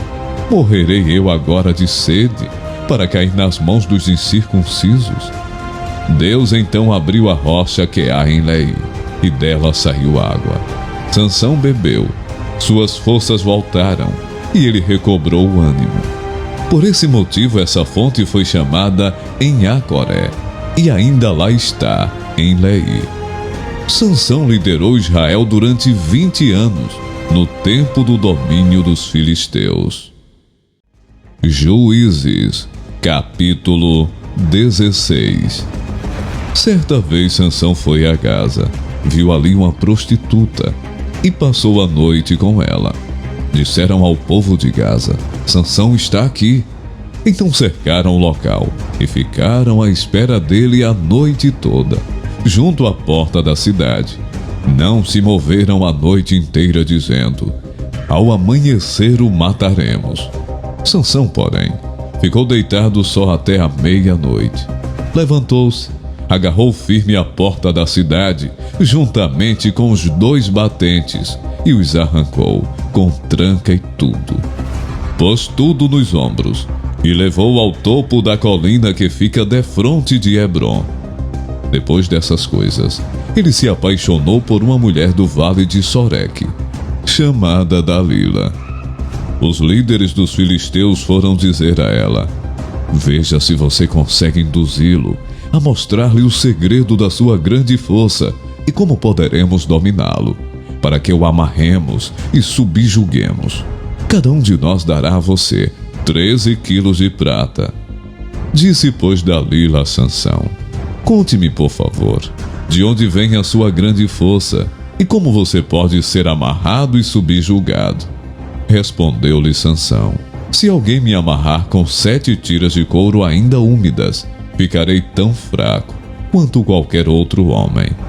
Então os líderes dos filisteus trouxeram a ela 7 tiras de couro, ainda úmidas, e Dalila o amarrou com elas. Tendo homens escondidos no quarto, ela o chamou: Sansão, os filisteus o estão atacando. Mas ele arrebentou as tiras de couro, como se fossem um fio de estopa que chega perto do fogo. Assim não se descobriu onde vinha a sua força. Disse Dalila a Sansão: você me fez de boba, mentiu para mim. Agora conte-me, por favor, como você pode ser amarrado. Ele disse: se me amarrassem firmemente com cordas que nunca tenham sido usadas, ficarei tão fraco quanto qualquer outro homem. Dalila o amarrou com cordas novas. Depois, tendo homens escondidos no quarto, ela o chamou: Sansão, os filisteus o estão atacando. Mas ele arrebentou as cordas de seus braços, como se fossem uma linha. Disse Dalila a Sansão: Até agora você me fez de boba e mentiu para mim. Diga-me como pode ser amarrado. Ele respondeu: Se você tecer num pano as 7 tranças da minha cabeça e o prender com uma lançadeira, ficarei tão fraco quanto qualquer outro homem. Assim, quando ele dormia, Dalila teceu as 7 tranças da sua cabeça num pano e o prendeu com a lançadeira. Novamente ela o chamou: Sansão, os filisteus estão vindo sobre você. Ele despertou do sono e arrancou a lançadeira e o tear, junto com os fios do tear. Então ela lhe disse: Como você pode dizer que me ama, se não confia em mim? Esta é a 3ª vez que você me fez de boba e não contou o segredo da sua grande força. Importunando o tempo todo, ela o esgotava dia após dia, ficando ele a ponto de morrer. Por isso, ele lhe contou o segredo. Jamais se passou navalha em minha cabeça, disse ele, pois sou nazireu, desde o ventre materno. Se fosse rapado o cabelo da minha cabeça, a minha força se afastaria de mim, e eu ficaria tão fraco quanto qualquer outro homem. Quando Dalila viu que Sansão lhe tinha contado todo o segredo, enviou esta mensagem aos líderes dos filisteus: Subam mais esta vez, pois ele me contou todo o segredo. Os líderes dos filisteus voltaram a ela levando a prata. Fazendo-o dormir no seu colo, ela chamou um homem para cortar as 7 tranças do cabelo dele, e assim começou a subjugá-lo, e a sua força o deixou. Então ela chamou: Sansão, os filisteus o estão atacando. Ele acordou do sono e pensou: Sairei como antes e me livrarei. Mas não sabia que o Senhor o tinha deixado. Os filisteus o prenderam, furaram os seus olhos e o levaram para Gaza. Prenderam-no com algemas de bronze e o puseram a girar um moinho na prisão. Mas logo o cabelo da sua cabeça começou a crescer de novo. Então os líderes dos filisteus se reuniram para oferecer um grande sacrifício a seu deus Dagom, e para festejar, comemorando: O nosso Deus entregou o nosso inimigo Sansão em nossas mãos. Quando o povo viu, louvou o seu Deus: O nosso Deus nos entregou o nosso inimigo, o devastador da nossa terra, aquele que multiplicava os nossos mortos. Com o coração cheio de alegria gritaram: Tragam-nos Sansão para nos divertir. E mandaram trazer Sansão da prisão. E ele os divertia. Quando o puseram entre as colunas, Sansão disse ao jovem que o guiava pela mão: Ponha-me onde eu possa apalpar as colunas que sustentam o templo, para que eu me apoie nelas. Homens e mulheres lotavam o templo. Todos os líderes dos filisteus estavam presentes, e no alto, na galeria, havia cerca de 3.000 homens e mulheres vendo Sansão, que os divertia. E Sansão orou ao Senhor: Ó soberano Senhor, lembra-te de mim. Ó Deus, eu te suplico, dá-me forças mais uma vez, e faze com que eu me vingue dos filisteus por causa dos meus 2 olhos.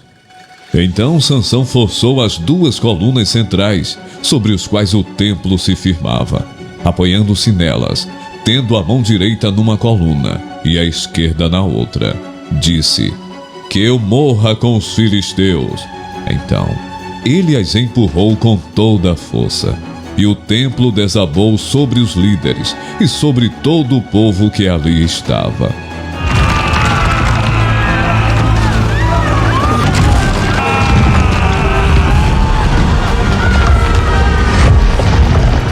Assim, na sua morte, Sansão matou mais homens do que em toda a sua vida. Foram então os seus irmãos e toda a família do seu pai para buscá-lo. Trouxeram-no e o sepultaram entre Zorá e Estaol, no túmulo de Manoá, seu pai. Sansão liderou Israel durante 20 anos. Juízes, capítulo 17. Havia um homem chamado Mica, dos montes de Efraim, que disse certa vez à sua mãe: os 13 quilos de prata que lhe foram roubados, e pelos quais eu a ouvi pronunciar uma maldição. Na verdade, a prata está comigo, eu a peguei. Disse-lhe sua mãe: o Senhor o abençoe, meu filho. Quando ele devolveu os 13 quilos de prata à mãe, ela disse: consagro solenemente a minha prata ao Senhor, para que o meu filho faça uma imagem esculpida e um ídolo de metal. Eu a devolvo a você. Mas ele devolveu a prata à sua mãe, e ela separou 2,4 quilos e os deu a um ourives, que deles fez a imagem e o ídolo, e estes foram postos na casa de Mica. Ora, esse homem, Mica, possuía um santuário, e fez um manto sacerdotal e alguns ídolos da família, e pôs um dos seus filhos como seu sacerdote. Naquela época não havia rei em Israel. Cada um fazia o que lhe parecia certo. Um jovem levita de Belém de Judá, procedente do clã de Judá, saiu daquela cidade em busca de outro lugar para morar. Em sua viagem, chegou à casa de Mica, nos montes de Efraim. Mica lhe perguntou: de onde você vem? Sou levita, de Belém de Judá. Respondeu ele: estou procurando um lugar para morar. Fique comigo, disse-lhe Mica. Seja meu pai e sacerdote, e eu lhe darei 120 gramas de prata por ano, roupas e comida. O jovem levita concordou em ficar com Mica, e tornou-se como um dos seus filhos. Mica acolheu o levita, e o jovem se tornou seu sacerdote, e ficou morando em sua casa. E Mica disse: agora sei que o Senhor me tratará com bondade, pois esse levita se tornou meu sacerdote. Juízes, capítulo 18.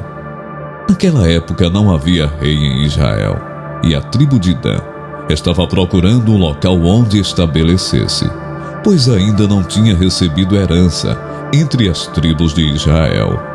Então enviaram 5 guerreiros de Zorá e de Estaol para espionarem a terra e explorá-la. Esses homens representavam todos os clãs da tribo. Disseram-lhes: vão, explorem a terra. Os homens chegaram aos montes de Efraim e foram à casa de Mica, onde passaram a noite. Quando estavam perto da casa de Mica, reconheceram a voz do jovem levita. Aproximaram-se e lhe perguntaram: quem o trouxe para cá? O que você está fazendo neste lugar? Por que você está aqui? O jovem lhes contou o que Mica fizera por ele e disse: ele me contratou, e eu sou seu sacerdote. Então eles lhe pediram: pergunte a Deus se a nossa viagem será bem-sucedida. O sacerdote lhes respondeu: vão em paz, sua viagem tem a aprovação do Senhor. Os 5 homens partiram e chegaram a Laís, onde viram que o povo vivia em segurança, como os sidônios, despreocupado e tranquilo, e que gozava prosperidade, pois a sua terra não lhe deixava faltar nada.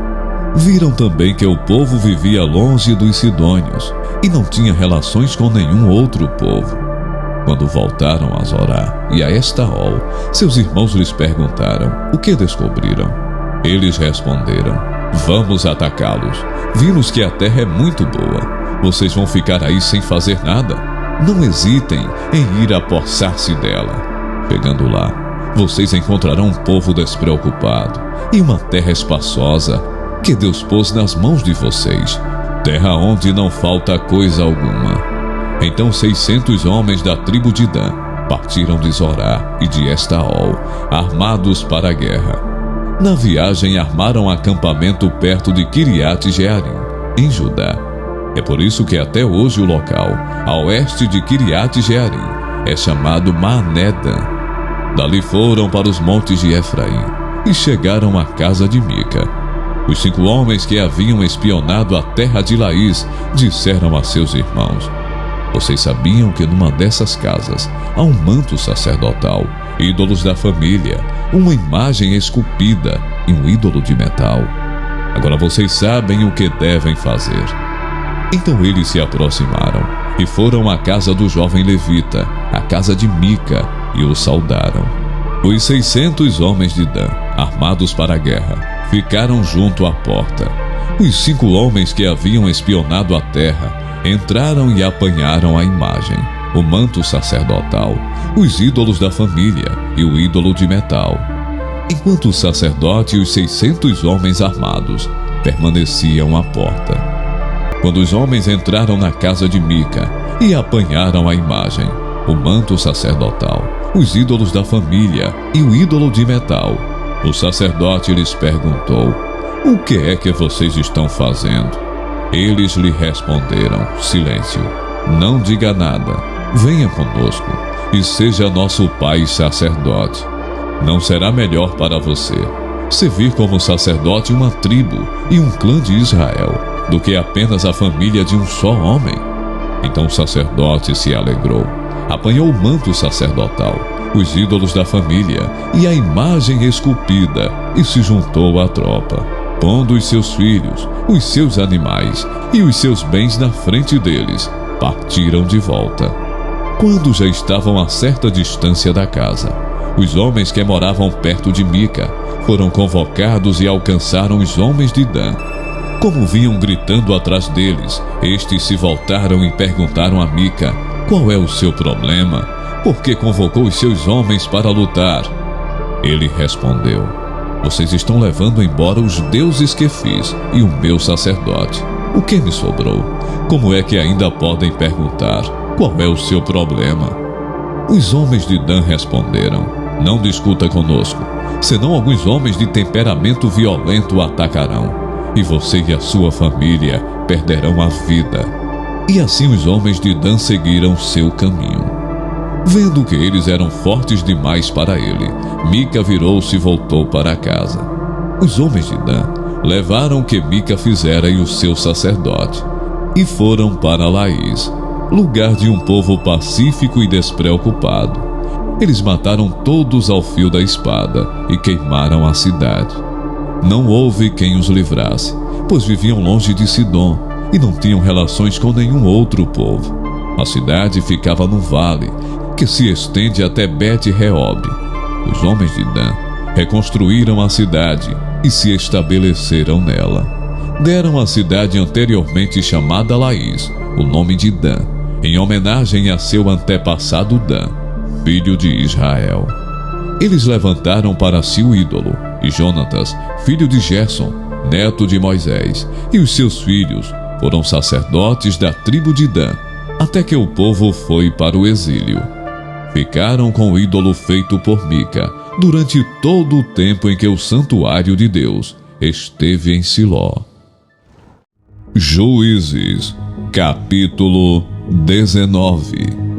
Naquela época, não havia rei em Israel. Aconteceu que um levita que vivia nos montes de Efraim, numa região afastada, tomou para si uma concubina, que era de Belém de Judá. Mas ela lhe foi infiel, deixou e voltou para a casa do seu pai, em Belém de Judá. 4 meses depois, seu marido foi convencê-la a voltar. Ele tinha levado o seu servo e 2 jumentos. A mulher o levou para dentro da casa do seu pai. E quando seu pai o viu, alegrou-se. O sogro dele, pai da moça, o convenceu a ficar ali. E ele permaneceu com eles 3 dias. Todos eles comendo, bebendo e dormindo ali. No 4º dia, eles se levantaram cedo, e o levita se preparou para partir. Mas o pai da moça disse ao genro: "Coma alguma coisa, e depois vocês poderão partir." Os 2 se assentaram para comer e beber juntos. Mas o pai da moça disse: "Eu lhe peço que fique esta noite, e que se alegre." E quando o homem se levantou para partir, seu sogro o convenceu a ficar ainda aquela noite. Na manhã do 5º dia, quando ele se preparou para partir, o pai da moça disse: "Vamos comer. Espere até a tarde." E os 2 comeram juntos. Então, quando o homem com a sua concubina e com o seu servo levantaram-se para partir, o seu sogro, pai da moça, disse outra vez: Veja, o dia está quase acabando. É quase noite. Passe a noite aqui. Fique e alegre-se.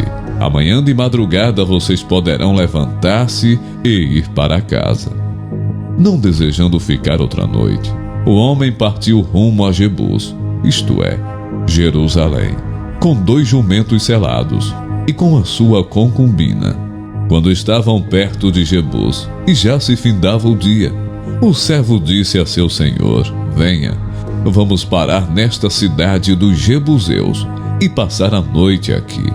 O seu senhor respondeu: Não vamos entrar numa cidade estrangeira, cujo povo não seja israelita. Iremos para Gibeá. E acrescentou: Ande, vamos tentar chegar a Gibeá ou a Ramá e passar a noite num desses lugares. Então prosseguiram, e o sol se pôs, quando se aproximavam de Gibeá de Benjamim. Ali entraram para passar a noite. Foram sentar-se na praça da cidade, e ninguém os convidou para passarem a noite em casa. Naquela noite, um homem idoso, procedente dos montes de Efraim, e que estava morando em Gibeá, os homens do lugar eram benjamitas, voltou do seu trabalho no campo. Quando viu o viajante na praça da cidade, o homem idoso perguntou: Para onde você está indo? De onde vem? Ele respondeu: Estamos de viagem, indo de Belém de Judá para uma região afastada, nos montes de Efraim, onde moro. Fui a Belém de Judá, e agora estou indo ao santuário do Senhor, mas aqui ninguém me recebeu em casa. Temos palha e forragem para os nossos jumentos, e para nós mesmos, que somos seus servos, temos pão e vinho, para mim, para a sua serva, e para o jovem que está conosco. Não temos falta de nada. Você é bem-vindo em minha casa, disse o homem idoso. Vou atendê-lo no que você precisar. Não passe a noite na praça. E os levou para sua casa, e alimentou os jumentos. Depois de lavarem os pés, comeram e beberam alguma coisa. Quando estavam entretidos, alguns vadios da cidade cercaram a casa.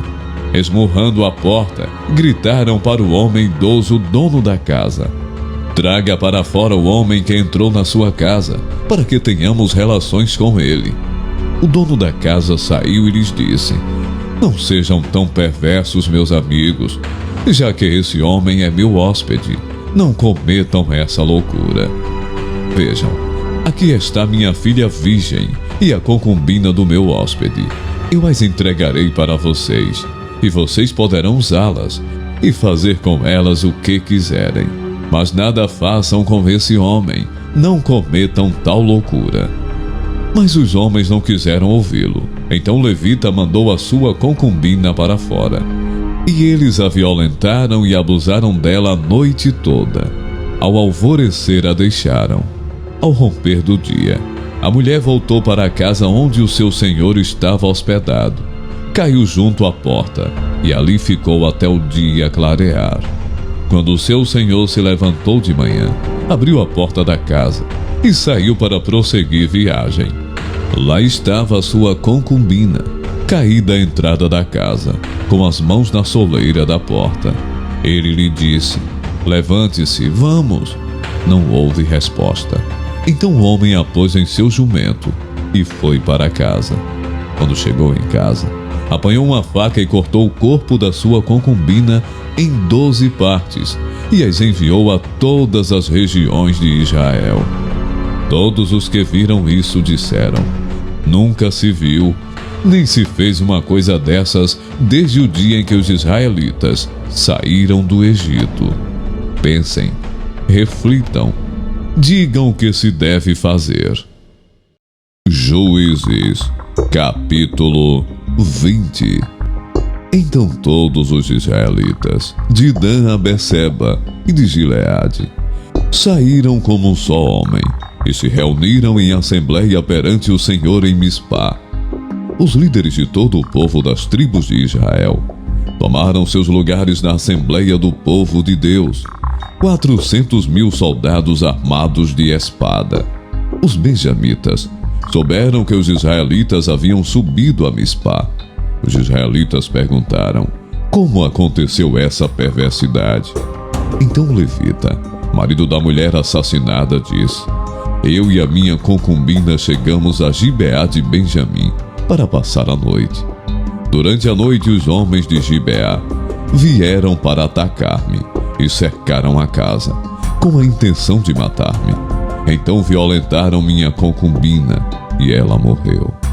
Peguei minha concubina, cortei-a em pedaços e enviei um pedaço a cada região da herança de Israel, pois eles cometeram essa perversidade e esse ato vergonhoso em Israel. Agora, todos vocês israelitas, manifestem-se e deem o seu veredito. Todo o povo se levantou, como se fosse um só homem, dizendo: nenhum de nós irá para casa, nenhum de nós voltará para o seu lar. Mas é isto que faremos agora contra Gibeá.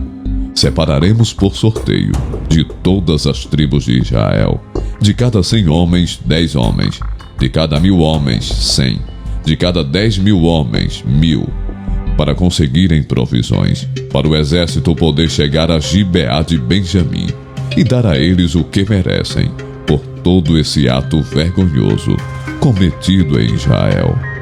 E todos os israelitas se ajuntaram e se uniram como um só homem contra a cidade. As tribos de Israel enviaram homens a toda a tribo de Benjamim, dizendo: o que vocês dizem dessa maldade terrível que foi cometido no meio de vocês? Agora entreguem esses canalhas de Gibeá, para que os matemos e eliminemos esse mal de Israel. Mas os benjamitas não quiseram ouvir seus irmãos israelitas. Vindos de suas cidades, reuniram-se em Gibeá para lutar contra os israelitas. Naquele dia, os benjamitas mobilizaram 26.000 homens armados de espada, que vieram das suas cidades, além dos 700 melhores soldados que viviam em Gibeá. Dentre todos esses soldados, havia 700 canhotos, muito hábeis, e cada um deles podia atirar uma pedra com a funda, num cabelo sem errar. Israel, sem contar os de Benjamim, convocou 400.000 homens armados de espada, todos eles homens de guerra. Os israelitas subiram a Betel e consultaram a Deus. Quem de nós irá lutar primeiro contra os benjamitas? Perguntaram. O Senhor respondeu: Judá irá primeiro. Na manhã seguinte, os israelitas se levantaram e armaram acampamento perto de Gibeá. Os homens de Israel saíram para lutar contra os benjamitas e tomaram posição de combate contra eles em Gibeá. Os benjamitas saíram de Gibeá e naquele dia mataram 22.000 israelitas no campo de batalha. Mas os homens de Israel procuraram animar-se uns aos outros e novamente ocuparam as mesmas posições do primeiro dia. Os israelitas subiram e choraram perante o Senhor até a tarde e consultaram o Senhor: devemos atacar de novo os nossos irmãos benjamitas? O Senhor respondeu: vocês devem atacar. Então os israelitas avançaram contra os benjamitas no segundo dia. Dessa vez, quando os benjamitas saíram de Gibeá para enfrentá-los, derrubaram outros 18.000 israelitas, todos eles armados de espada. Então todos os israelitas subiram a Betel e ali se assentaram, chorando perante o Senhor. Naquele dia jejuaram até a tarde e apresentaram holocaustos e ofertas de comunhão ao Senhor. E os israelitas consultaram ao Senhor. Naqueles dias, a arca da aliança estava ali, e Finéias, filho de Eleazar, filho de Arão, ministrava perante ela. Perguntaram: sairemos de novo ou não para lutar contra os nossos irmãos benjamitas? O Senhor respondeu: vão, pois amanhã eu os entregarei nas suas mãos. Então os israelitas armaram uma emboscada em torno de Gibeá avançaram contra os benjamitas no terceiro dia e tomaram posição contra Gibeá, como tinham feito antes. Os benjamitas saíram para enfrentá-los e foram atraídos para longe da cidade. Começaram a ferir alguns dos israelitas, como tinham feito antes, e uns 30 homens foram mortos em campo aberto e nas estradas, uma que vai para Betel e a outra que vai para Gibeá. Enquanto os benjamitas diziam: nós os derrotamos como antes, os israelitas diziam: vamos retirar-nos e atraí-los para longe da cidade, para as estradas. Todos os homens de Israel saíram dos seus lugares e ocuparam posições em Baal-Tamar. E a emboscada israelita atacou da sua posição, a oeste de Gibeá. Então 10.000 dos melhores soldados de Israel iniciaram um ataque frontal contra Gibeá. O combate foi duro e os benjamitas não perceberam que a desgraça estava próxima deles. O Senhor derrotou Benjamim perante Israel, e naquele dia os israelitas feriram 25.100 benjamitas, todos armados de espada. Então os benjamitas viram que estavam derrotados. Os israelitas bateram em retirada diante de Benjamim, pois confiavam na emboscada que tinham preparado perto de Gibeá. Os da emboscada avançaram repentinamente para dentro de Gibeá. Espalharam-se e mataram todos os habitantes da cidade à espada. Os israelitas tinham combinado com os da emboscada que estes fariam subir da cidade uma grande nuvem de fumaça. E então, os israelitas voltariam a combater. Os benjamitas tinham começado a ferir os israelitas, matando cerca de 30 deles, e disseram: nós os derrotamos como na primeira batalha. Mas quando a coluna de fumaça começou a se levantar da cidade, os benjamitas se viraram e viram a fumaça subindo ao céu. Então os israelitas se voltaram contra eles, e os homens de Benjamim ficaram apavorados, pois perceberam que a sua desgraça havia chegado. Assim, fugiram da presença dos israelitas, tomando o caminho do deserto, mas não conseguiram escapar do combate. E os homens de Israel, que saíram da cidade, os mataram ali. Cercaram os benjamitas e os perseguiram, e facilmente os alcançaram nas proximidades de Gibeá, no lado leste. 18.000 benjamitas morreram, todos eles soldados valentes. Quando se viraram e fugiram rumo ao deserto, para a rocha de Rimon, os israelitas abateram 5.000 homens ao longo das estradas. Até Gidom, eles pressionaram os benjamitas e mataram mais de 2.000 homens. Naquele dia, 25.000 benjamitas que portavam espada morreram, todos eles soldados valentes. 600 homens, porém, viraram as costas e fugiram para o deserto, para a rocha de Rimon, onde ficaram durante 4 meses. Os israelitas voltaram a Benjamim e passaram todas as cidades à espada, matando inclusive os animais e tudo o que encontraram nelas, e incendiaram todas as cidades por onde passaram. Juízes, capítulo 21. Os homens de Israel tinham feito este juramento em Mispá: nenhum de nós dará sua filha em casamento a um benjamita. O povo foi a Betel, onde esteve sentado perante o Senhor até a tarde, chorando bem alto e amargamente. Ó Senhor, Deus de Israel, lamentaram. Por que aconteceu isso em Israel? Porque teria que faltar hoje uma tribo em Israel. Na manhã do dia seguinte, o povo se levantou cedo, construiu um altar e apresentou holocaustos e ofertas de comunhão. Os israelitas perguntaram: quem dentre todas as tribos de Israel deixou de vir à assembleia perante o Senhor? Pois tinham feito um juramento solene de que qualquer que deixasse de se reunir perante o Senhor em Mispá seria morto. Os israelitas prantearam pelos seus irmãos benjamitas.